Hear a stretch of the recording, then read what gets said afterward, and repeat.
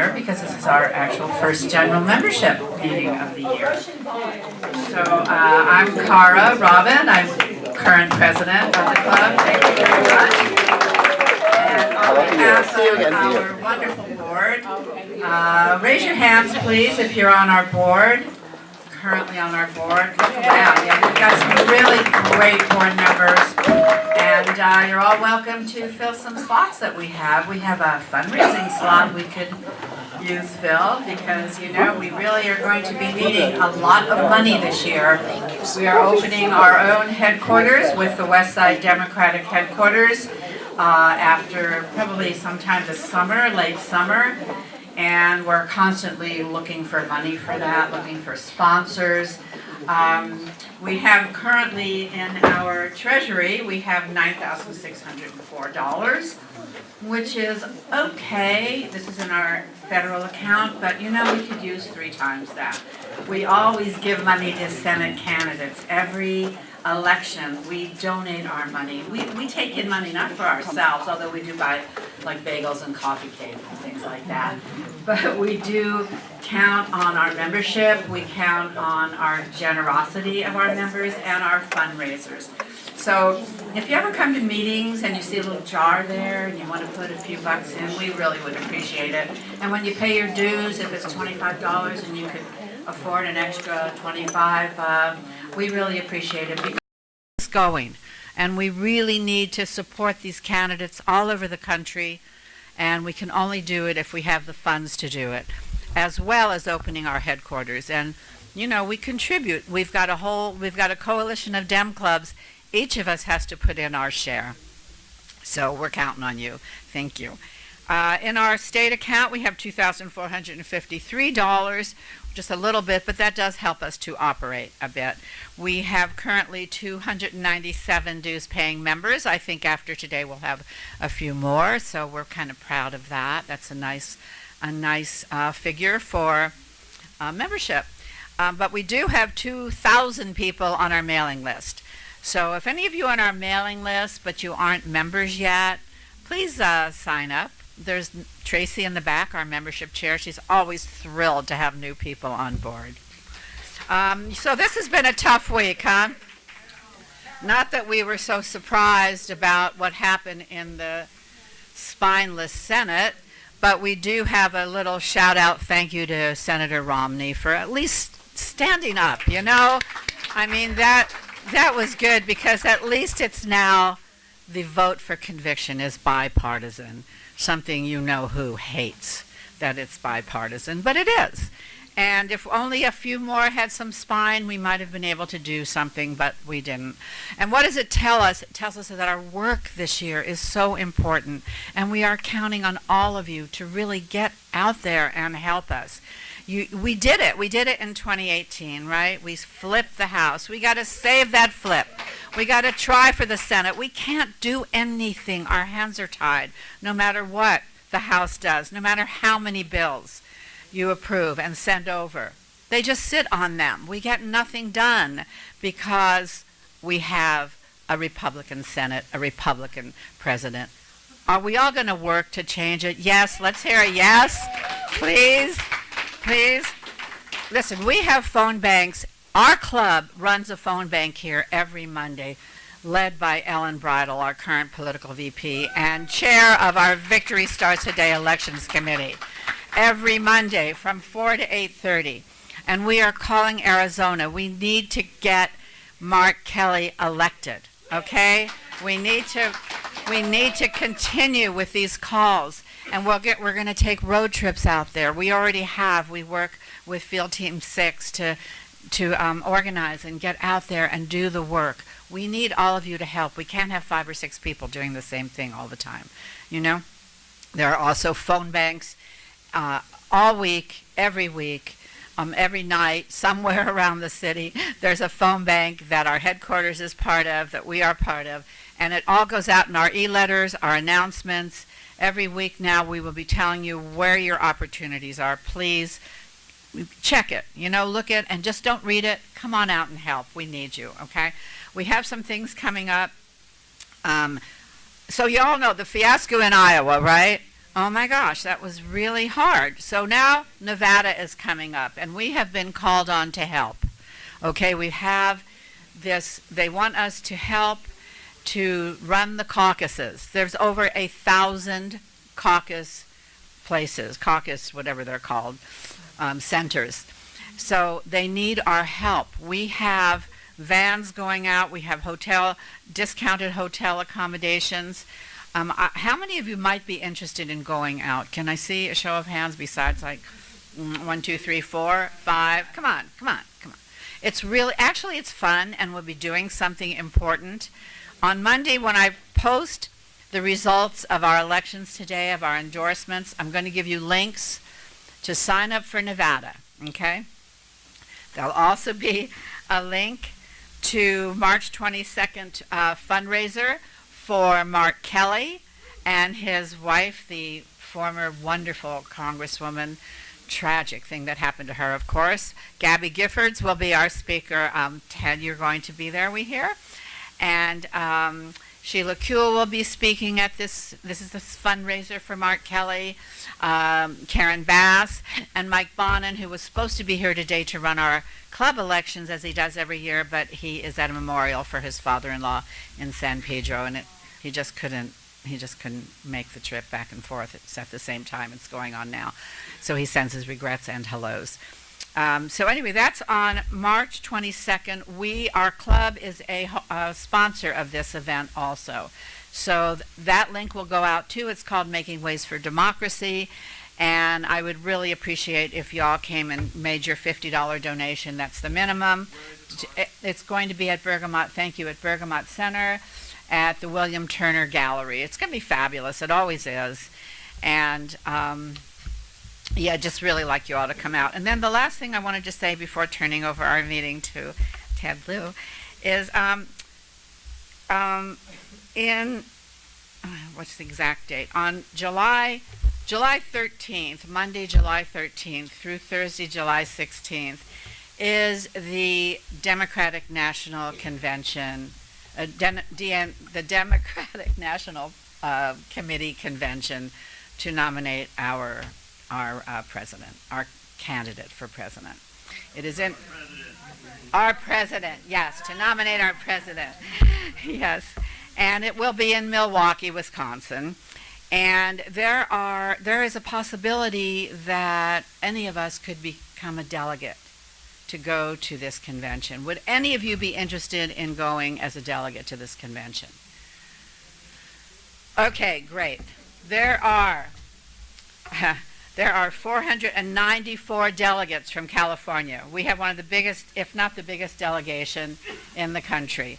There are 494 delegates, 35 alternates. There are 3 ways to do this. You go, there's district level, which is just like the ADEMs.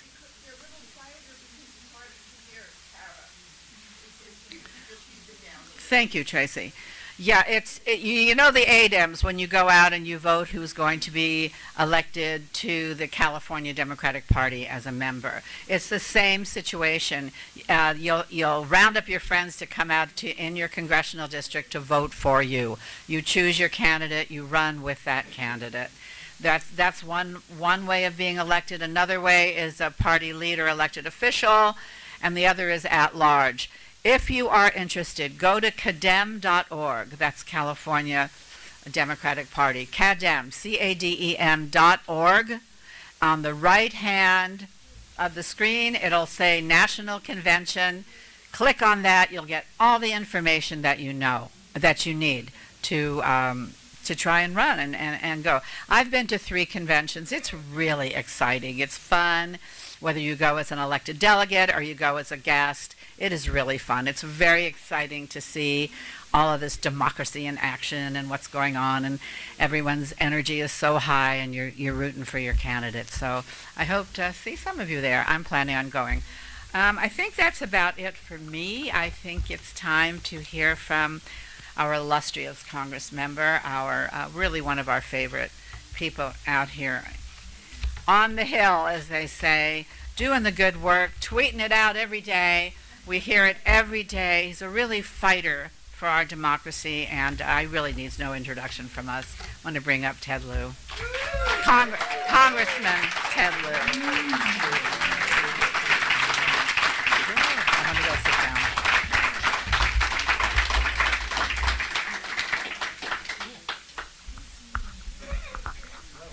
Good morning. So thank you, Carr, for your leadership and for that of your board and for all of you being here on a Saturday morning. I'm going to talk about 3 subjects, and then I'll answer any questions you may have. I'm going to talk about that impeachment thing, and then about legislation, and then I'm going to talk about the census. So in terms of impeachment, as you know, Donald Trump is the first Republican president to be impeached by the full House of Representatives, and only the 3rd president in United States history. The House represents the majority of the American people. Nothing will change that. That is a stain of dishonor that will follow him for the rest of his life, and history books will know why we did it. You may have seen yesterday he wanted the House to expunge. First of all, there's no mechanism for doing that. It doesn't exist. So you can tell clearly it bothers him. And it's also the first time in U.S. history that there was a bipartisan vote to remove a president. And if any of you haven't seen Mitt Romney's speech, you should watch that speech. Now, where do we go from here? So before there was impeachment, the House was doing oversight. While there was impeachment, we were doing oversight. And after impeachment, we're still going to keep doing oversight. So my view is I support Chairman Jerry Nadler's call to subpoena John Bolton. He has information to tell the American people. I think he should say it under oath, because now it's up to the people to decide in November whether they want to remove Donald Trump. And I think we have to give the people all the information that we possibly can so that people can make an informed choice coming this November. And it's pretty clear to me that Donald Trump will lose the popular vote in November. It's just up to these 6 or 7 electoral college swing states whether the Democrat wins it or whether he wins it. One of them is Arizona, and so if you all want to go there and help out Mark Kelly, you also help out the presidential nominee, because any Democrat you get to go vote for Mark Kelly is very likely going to go vote for the Democratic nominee as well. If you don't want to go to Arizona, there are 7 seats here in California we have to hold.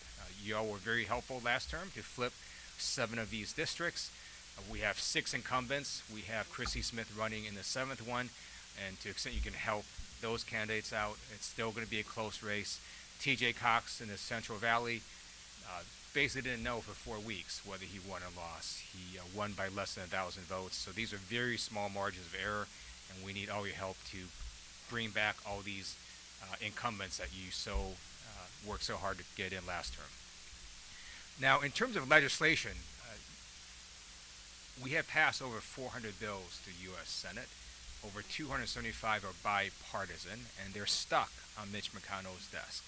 And so we want to put pressure on the Senate to simply take those bills up for a vote. If they don't like the bills, they can vote them down. If they like them, they can vote them up and send them to the White House. But what they shouldn't do is sit on them.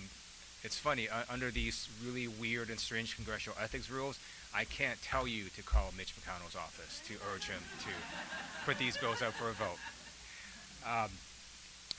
And my view is the American people do want to have things done. And so they understand that the House has passed all these bills, Senate is sitting on it, and if we put pressure, then every now and then they in fact do put a bill up and send it to the White House, and we move the American family forward with good legislation. Some of this legislation is pretty powerful. So H.R. 3 we passed that's going to lower prescription drugs. This bill basically does 2 main things. It allows the government to negotiate drug prices with the pharmaceutical companies. The only reason we can't do that right now is because the Republicans put in a law that says we can't do that, which is totally stupid. So this basically reverses that, and then every year the agency will have the ability to negotiate drug prices. I think the first year is about 25 drugs hitting sort of the main drugs that people use. And then whatever these prices are that are negotiated then are applied, actually I think it's 50 drugs, or then applied to private health insurance. So everybody saves money. And then this generates huge cost savings to the government because we can negotiate lower drug prices. That then goes and takes Medicare and puts in coverage for your eyes, for your ears, and for your teeth. And so it's a pretty amazing bill, and hopefully we can get that through. We also just introduced an infrastructure package. There's 3 committees working on it. So we have basically a surface transportation package, we have a housing package, and then we have a school package. And so we want to try to get that through. Last term, I worked on this issue, and my plan was $2 trillion. And even some of my colleagues on the Democratic side said, oh, that's too expensive. And then I remember the president on a State of Union last term used their number 1.5 trillion, and I said, see, I wasn't that far off. So we're trying to basically see if we can get these 3 sections done. The American Society for Civil Engineers estimates we have a $4 trillion infrastructure deficit over 10 years, and so we need to do this to make sure that we rebuild our bridges, some of which are going to fall down in a number of years if we don't do anything, and also make sure that we have green infrastructure, and then we have to protect our infrastructure from cybersecurity attacks. And then in terms of local legislation, I'm very pleased that one of the first bills that got signed into law was the West LA, a bill that allowed a master plan to go forward at the West LA VA that at its full build out will have over 1,200 units for housing homeless veterans.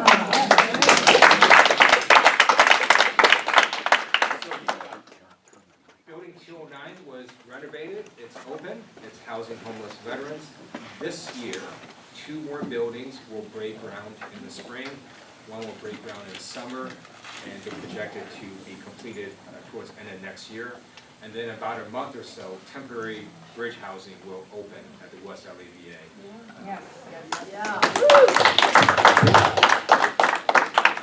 Temporary bridge housing will open to provide temporary shelters for veterans who are homeless. So that continues to proceed.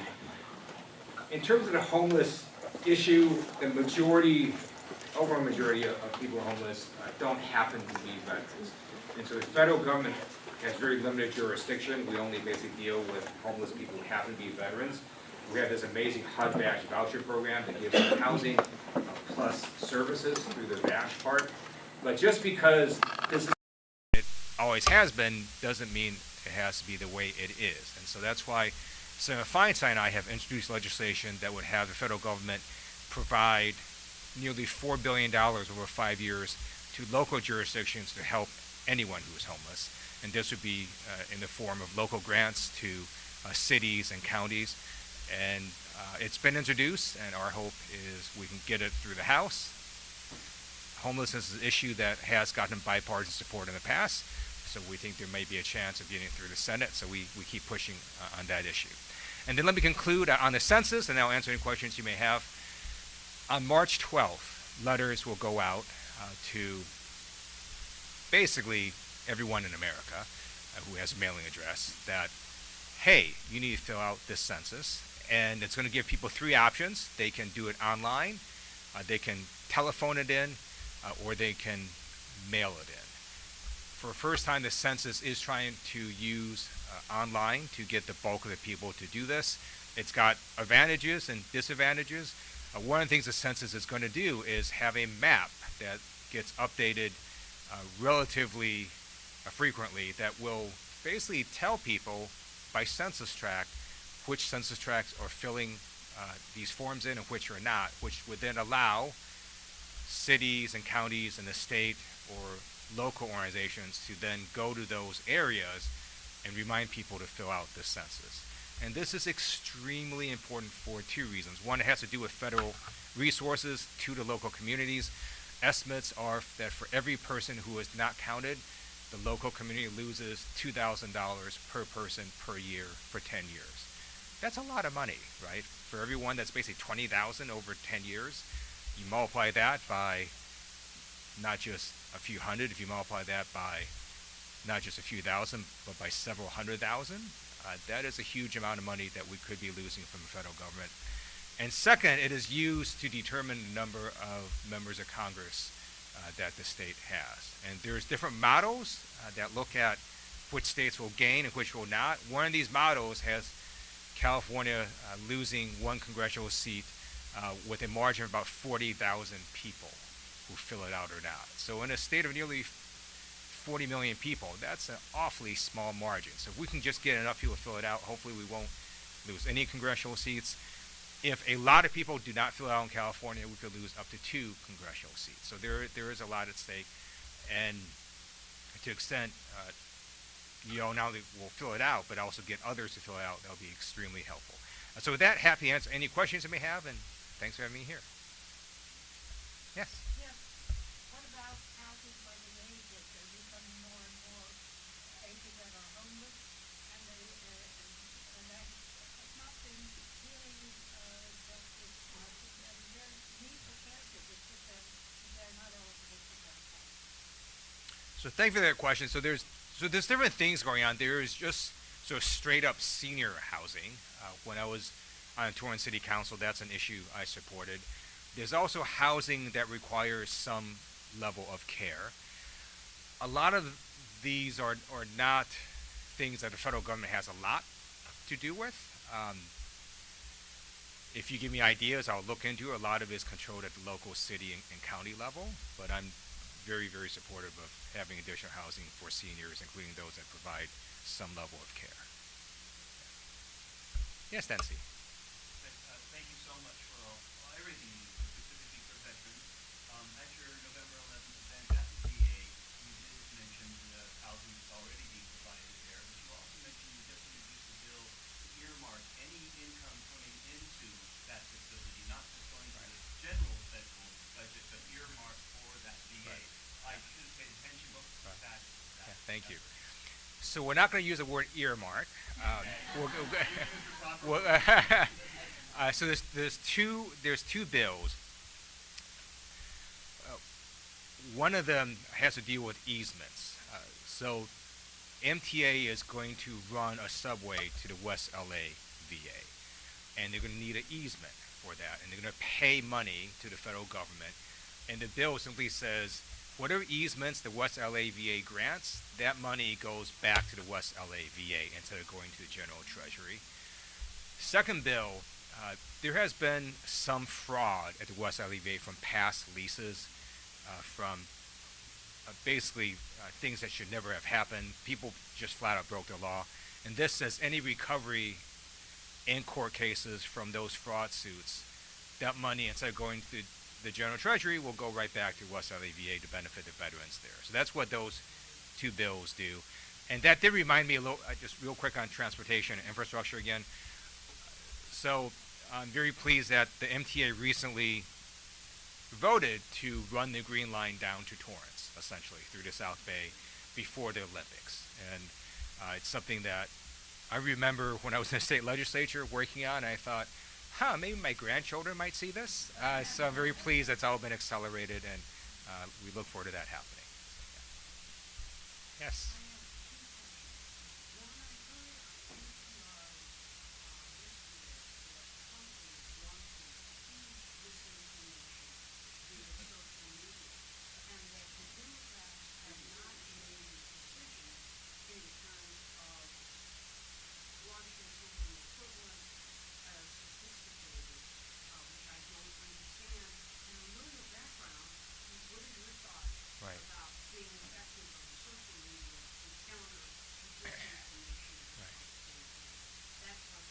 Sure. Second is sort of related to homelessness. It just seems like there's so many. Is the age still, the funding is being spent for, why does it seem there's so many homeless people? Right. So those are two great questions. So I'll just do your second question first. Those ballot measures were at the local city and county level. I don't know in terms of spending how they're doing that. We can look into it and get back to you. I do know that in the areas where we do have control, such as veterans, we are trying to be very aggressive in counteracting veterans homelessness. So if you look at California, we had a massive spike in homelessness statewide last year, including in LA County. The veterans homeless population actually stayed relatively stable. I think it might drop down a little bit, partly because of the resources the federal government has been able to put in through HUD-VASH vouchers and the West Side VA and other things that we're doing. I would like to be able to expand that, but we do need this legislation Feinstein and I have introduced to get passed. On your first question, so the president has been running disinformation for 3 years, right? Just read a Twitter account. So in 2016, the Russians were quite aggressive. A whole troll farm was indicted by Special Counsel Robert Mueller, and they sort of caught not just Democrats, but the American people sort of off guard, right? The internet thing is still somewhat new. Social media is still somewhat new. People getting more and more used to it. And people just weren't quite prepared for the onslaught of disinformation and fake accounts that happened in 2016. So it turns out that people learned. Pew Research report came out, I think it was last year, that showed people's trust in social media sort of dropped down pretty significantly, which to me is not a bad thing. And I think the American people are now much more cognizant that their Facebook posts or Twitter posts they see might not be from a person down a block, it might be from the Kremlin. So that's good, that people sort of are more aware. Second thing that happened is campaigns learned. So one thing that the Trump organization did pretty well is in 2016 they would launch 50 messages out into the internet, some of which were pretty crazy. And then they see the response, and the ones that had the highest response, they would feed to the candidate, and Trump starts saying it. So Democrats did that last term. I don't want to say we launched crazy messages, but we launched a lot of different messages, saw the response rate, and then candidates would start saying those things, and we flipped the House. So campaigns have now learned. So what I think is going to happen in November is instead of sort of one side sort of putting an onslaught of messaging on social media, you're now going to have both sides do it, which is better than just one side doing it. There is going to be disinformation, extremely hard to counter because the First Amendment and political speech is generally fairly well protected. Although you can take down fake accounts, you can take down certain accounts that violate rules and so on. But the best way to counter disinformation is just have a very aggressive messaging on your own side. Regardless of what you think of Michael Bloomberg, my understanding is he actually is spending a fair amount on cyber messaging and the social media to sort of do what the Trump organization is doing. And then you've got these outside Democratic PACs and groups that will also be doing similar things. So I think it's just going to be very messy in November. What? Oh yes, it's on people's radar. So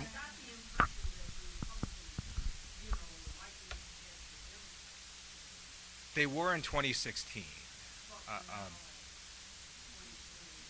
Yeah, so I think what you're going to because it's virtually impossible to stop this information. So I think what you're going to have is a huge amount of both sides saying stuff, which is probably the best we can do given that we really can't stop this information. So I've been thinking at some level that since we can't stop this information, maybe the best thing is just try to tear it down, to let people not trust social media. I've been thinking about that, so I don't know. I don't know if that's good or bad, but maybe just start on a whole campaign saying much of what on Facebook is fake, or much on Twitter is fake, much on this is fake. Just be aware of what you're reading. So I'm still thinking about whether it's good or bad, but yes, thank you.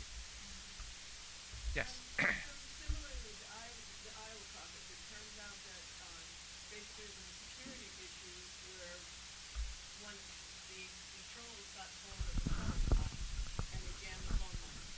What about security for all of? I've seen that when I've worked at the headquarters, where the night of the election you get a phone call from somebody who's just trying to tie up the phone line. We need to educate people who are like manning our headquarters that yes.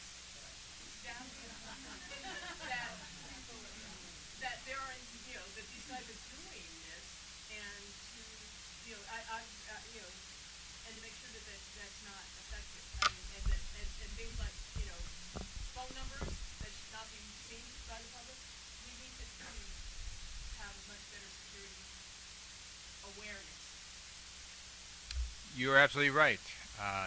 And I think it was a little silly to sort of have one phone number, right? I think there were so many. Well, let's say that. First of all, I think caucuses are stupid, too, right? It's incredibly disenfranchising for a number of people who can't go spend 5 hours on a given night to sit through speeches and have people twist your arms and then go stand in a corner of a room, and then when the candidate doesn't win, they move to another corner of the room. It's just not something a lot of people care to do.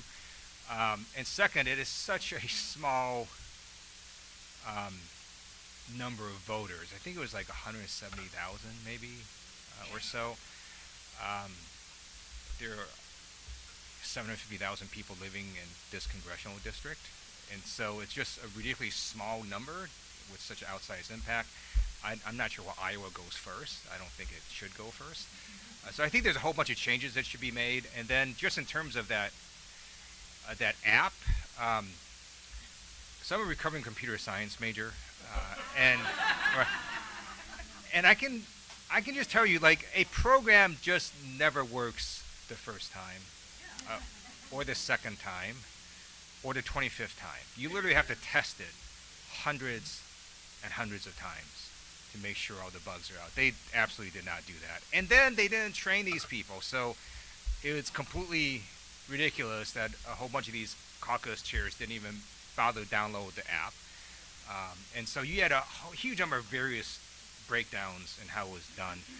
But I do think at least the 49 other states have now learned, and like, okay, we're not going to have one number for a hotline. We're not. I mean, there's things they can do now.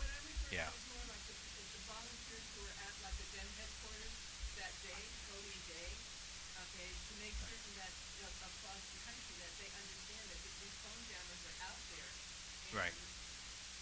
you know, recognize those calls when they come in and make sure they terminate them quickly. I Right. don't think that awareness is out there at all. Right.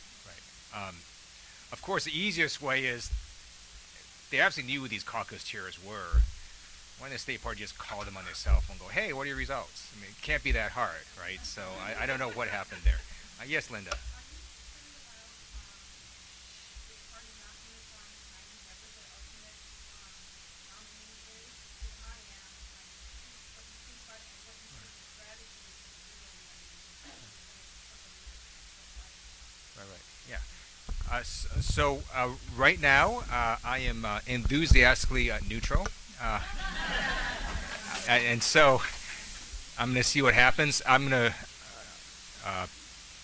basically fall in love madly with whoever their general election nominee is.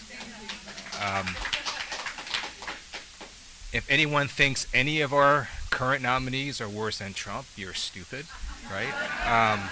And so whoever it is, I'm going to support. And then there's not much we can do. We just have to let the process run out, and then we'll see what happens. Yeah. It's really the candidates have to sort of do that. They've got to be gracious if they lose. They have to encourage their people to unify. So, yeah. Yes.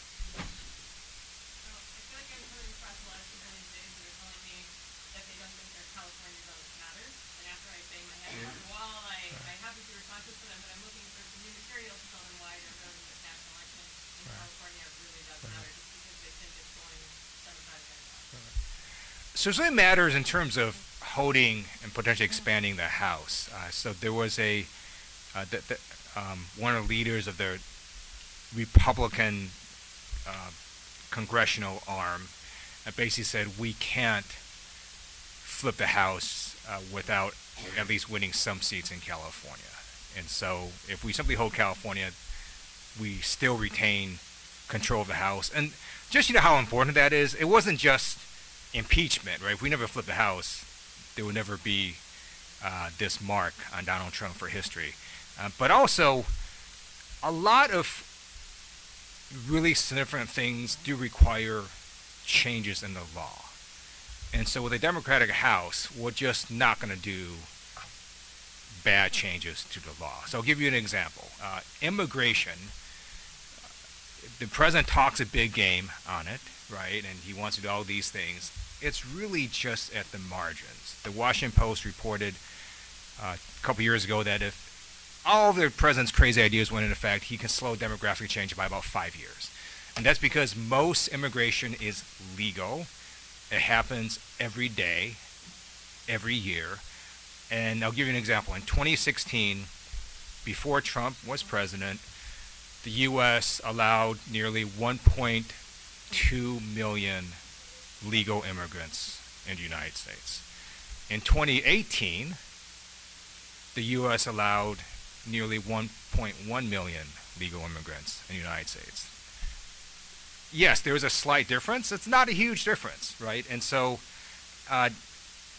without changing the House, the president cannot do a lot of significant things. It's just at the margins. And so that's hugely important that we retain the House, because it makes sure that the bulk of the gains Democrats have made will not be reversed. So, yes. Two quick questions. At the outset, you mentioned there were three bills sitting on Newton's desk and you can't tell us the call. And you said one of them was HR 3 about healthcare. What were the numbers of the other two bills? There's a lot of bills. So I'll just give you some significant bills. HR 1 was the first bill we passed, campaign finance reform. It also has election security components in it, and it reduces corruption. So that will be a fabulous bill. We have a huge number of bills that reduce generic drug prices. So there is no reason, right, for generic drug prices to spike, because pharmaceutical companies don't do any more R&D research into it at all. There is, the best way is actually we will send you a list of all the bills, the sort of like the top 10 significant bills. So I'm going to answer one last question, then I have to go. Yes.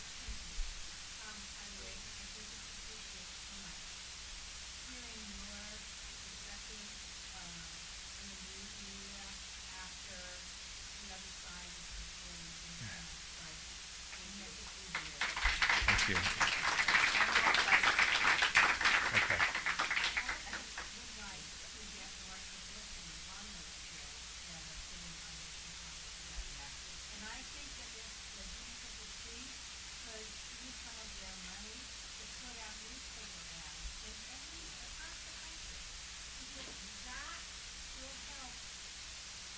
Right.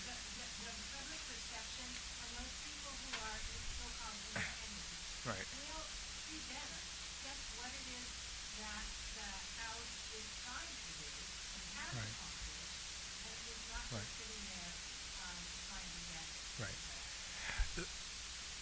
That's a great point. So DCCC has been spending money in a lot of these congressional districts that are targeted, which is why you might not see it. So that is happening. I think we need to spend more, actually. And I remember Speaker Pelosi actually recently said something along the lines of, I'm not sure the press is going to cover this, so I think we just have to purchase it. And so I think we're going to get there pretty soon. But that is a great point. Thank you so much for having me here. Appreciate it. And by the way, thank you. Yeah. Thank you. So that is Nico, my district director. He does an amazing job. And if you're traveling and you realize your passport expired, call him.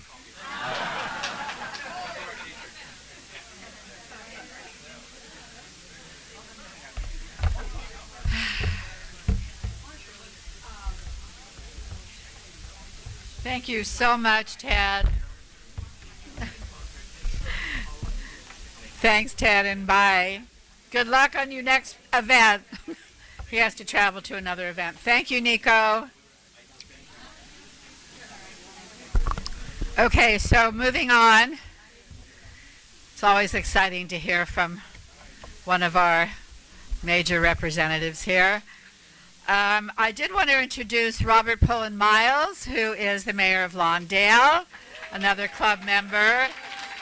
He's also the district director of Autumn Burke, our assembly, one of our assembly people. Autumn actually, no, I don't think she represents here. It's the other side of the street, right? The other side of the street, maybe she represents, but not Culver City. So the agenda now, we're going to hear now from our Board of Supervisors candidates, then our district attorney candidates, then our judicial candidates. And followed by the election of our new West LA Dem Club board. It's all on your ballots, you who you have the names of everyone running, and I think we'll probably be doing that by acclamation since no one has been challenged. And following that, we're going to be counting the ballots, everyone, and having a little lunch while you're counting the ballots and doing a straw poll for president.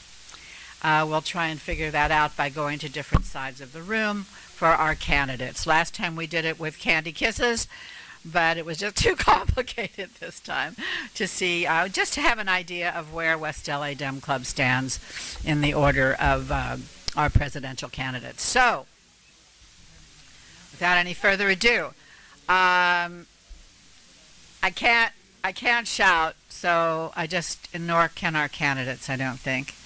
Ingrid? Jan's up first, yes. But you can put it right here. Oh, shoot, did I not do that? Oh my gosh. Thank you. It was a long, hard night. We'll have to add to our ballots. When that comes up, we'll add to our ballots our Treasurer Susan Blanchard and Secretary Kelly Willis, who's also our AV guy. Okay. Okay, so for our first candidate coming up for Board of Supervisors, District 2, we have the wonderful Jan Perry, longtime member of our club. And yes, and our candidates for these offices will have 2 minutes introduction. Then we'll have 2 or 3 questions for them that they will answer in a minute and a half. And then you can have a 2-minute closing. And Mark Salzberg here. Mark is going to be your timer, assisted by Michelle Morton. And And so, with no further ado, Miss Jan Perry. Very much. I'll be fine. Thanks. Hey, good morning, everybody. Okay. It's good to see all of you, and thanks for the opportunity. I've been sitting in the next room listening to some of the issues you raised with the congressmen, and I'm going to give you some detailed answers from the local level. I was a former councilwoman and represented Skid Row for 12 years and built 5,670 units of housing. 1,300 of those units were for people who were homeless and mentally ill, and I did it before HHH. Because we did it with other types of financing, tax increment financing. We had an affordable housing trust fund to subsidize the construction of the units, which is something that I would like to do again as a supervisor on a much broader scale. But what I think is wrong with HHH and what I would do to stimulate the rewrite or HHH 2.0 is to give incentives to nonprofit housing developers to build at a lower cost per square foot with a timeline associated with it. But what was missing in the first round is that the bureaucracy was not mobilized and ready to build those units out on an emergency basis. For me, having represented Skid Row, I understand that there are people who cannot, have not, and will not. Now, the have-nots we can help pretty quickly, housing, some kind of stabilization, transportation, family support. The will-nots and the can-nots are people who are suffering from all manner of mental health issues, including addiction issues, and need much more attention. For years, I went out at night with teams of people from the county and LAPD to get people out of tents and encampments and into emergency housing. So what I intend to do as a supervisor is to set up an emergency housing village with support services on site to help people stabilize. Okay, I'm on time. All right. Okay, Jan, so Yes, ma'am. income inequality is a major issue in LA County, in particular the second supervisorial district. And wages simply have not kept pace with the cost of living in the region.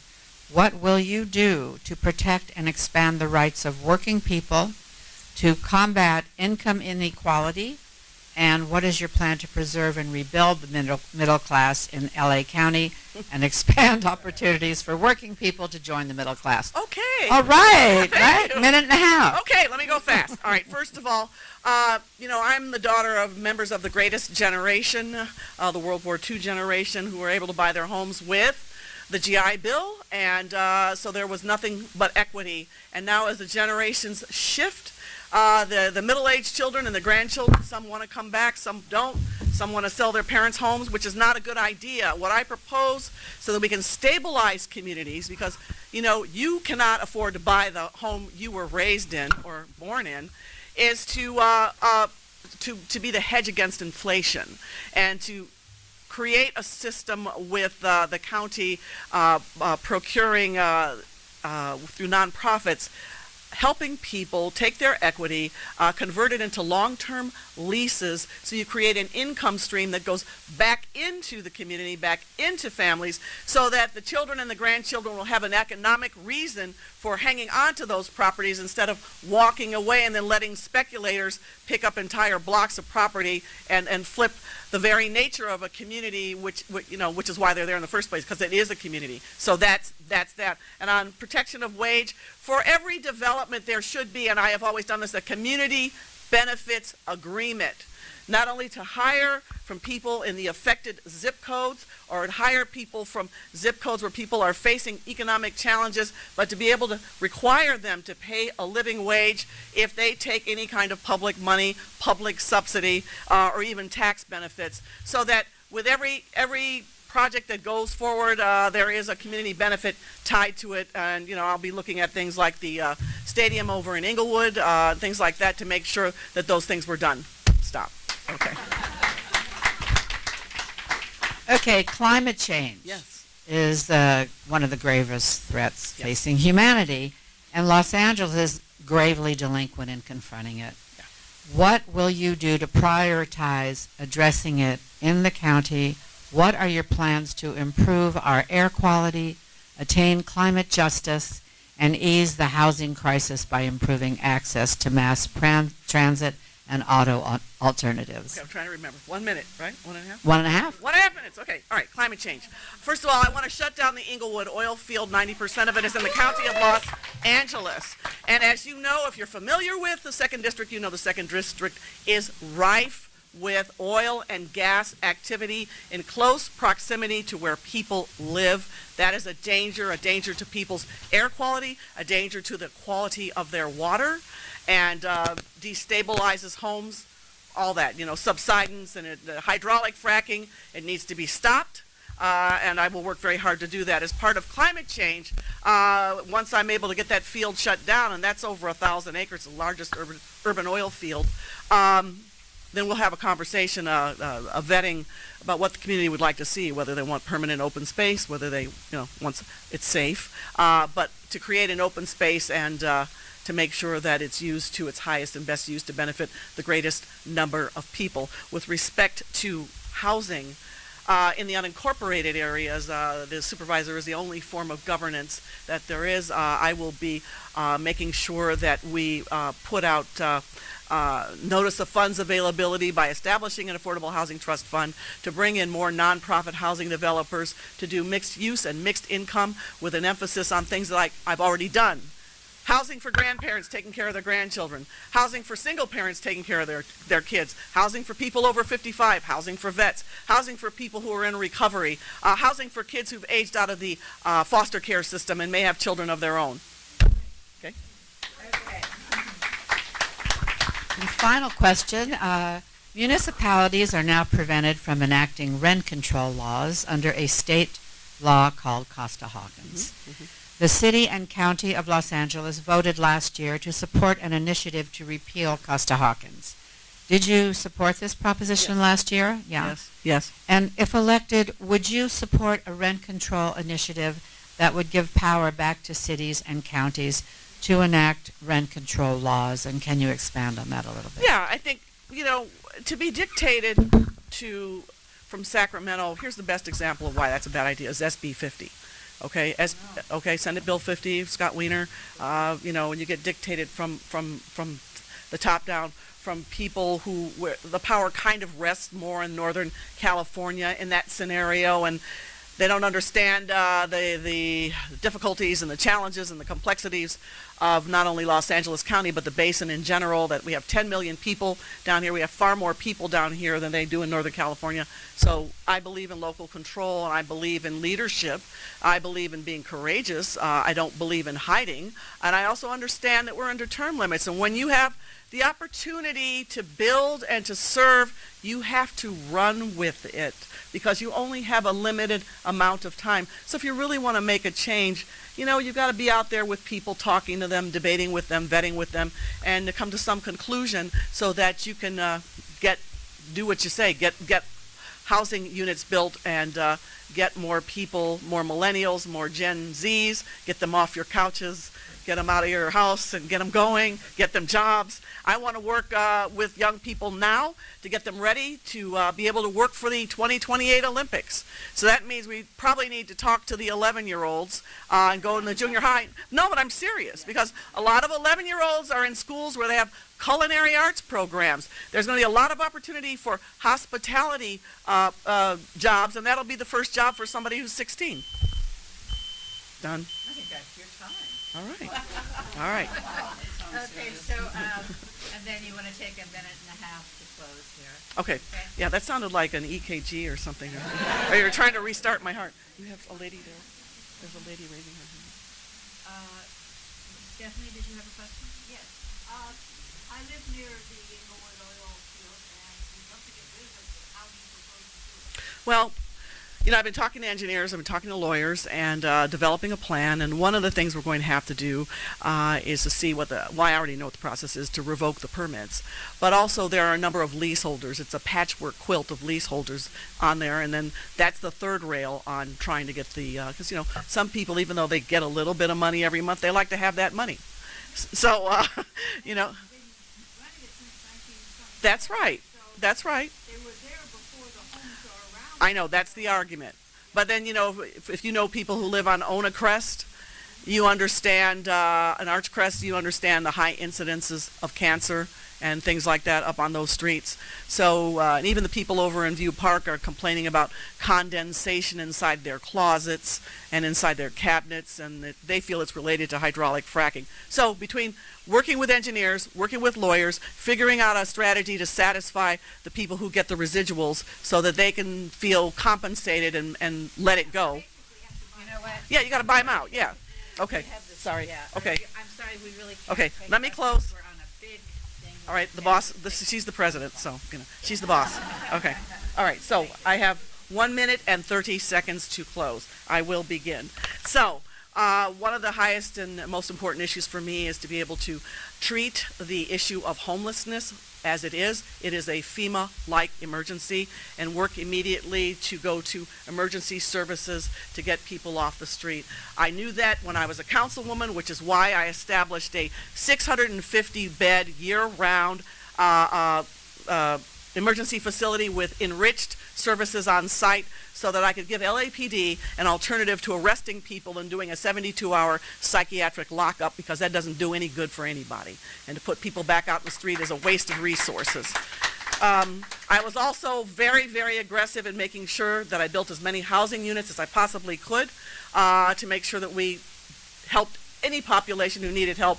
And the next population that I think we need to build more for are LGBTQIA seniors, people who are older and may have grown up in a time when they couldn't come out, and they don't have family support, or they may not have children. So we have to build ahead, always thinking ahead. People are living longer, and we have to take care of them. Before I close, I want you to know that I was very grateful to have the endorsement of the East Area Progressive Democratic Club. It's the largest Democratic club in the system. I've been endorsed by the Gardena Valley Democratic Club, the Martin Luther King Democratic Club. I got an endorsement from the United Homeowners Association, which is across the ridgeline in the middle of the district with 4,000 members.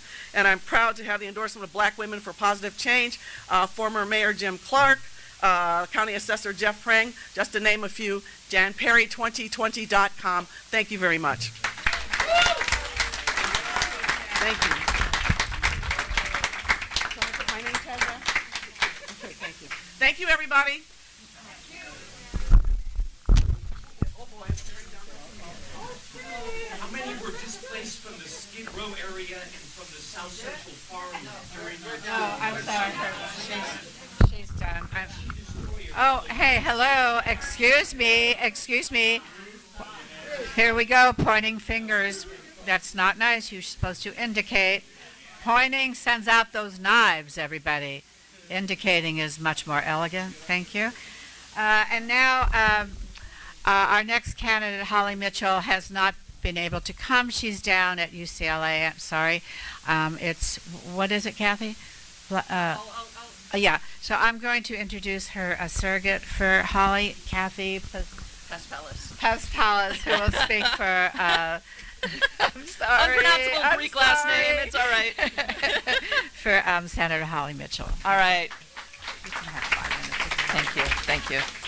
I've been given a few extra minutes simply because they're not going to question me because I'm not the actual candidate.